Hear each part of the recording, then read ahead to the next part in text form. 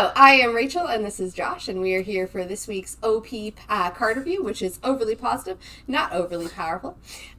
So this one is a fun one, and I doubt that very much. This is a very fun one. So I pick these cards based on artwork or based on submissions of people who have sent great cards to me that I think that Josh would like to talk about.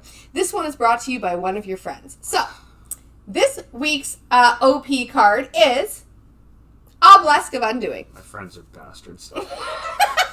So, Obelisk of Undoing, 1-mana artifact. Like we've talked on other OP card reviews, one of the 1-mana artifacts are some of the best ones out there. You've got Mana Vault, you've got Soul Ring, you've got Skull Clamp, just super powerful effects. So 1 mana, you see some really premium artifacts in there, and Obelisk of Undoing is definitely a card in that category of 1-mana cards.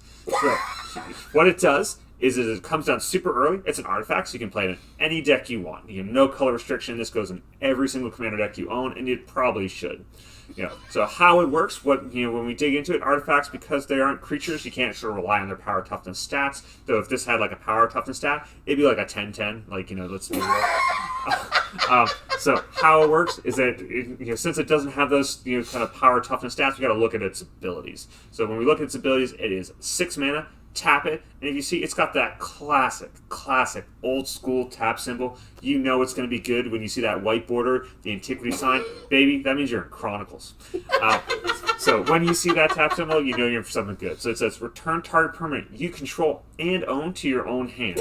So basically how this works is that not only gets you return a thing that you control, so you have you steal on it or whatever, but if you also own it, you get to return to your hand. You got to do both, which is a thing that you don't normally see. Usually you just see that you something you control, return its hand. You don't want to return something that your opponent owns, because then they get it back. So clearly this is just the better way to play on this mechanic, because we've seen this mechanic a lot, and they've really messed it up in current sets where it lets you return anything back to the hand. Those are so open-ended, it doesn't allow you to be creative and build a cool deck around. So yeah, Obelisk of Undoing, it's colorless, it's 1 cost, it has a super phenomenal ability.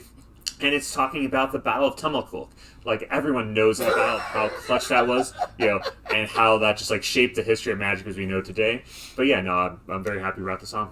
Yeah, would this go in your commander deck? 100%. Putting in my, I forgot it existed, it's going in my Eldrazi deck when we get off camera. Next person who plays him in his Eldrazi deck, double check that for me and let me know if he actually did it. Head to the deck blog and make some comments on Obelisk of Undoing and what cards did you put back in your hand, or what cards did you see Josh have to put back in his hand. Join us next week for our next great card.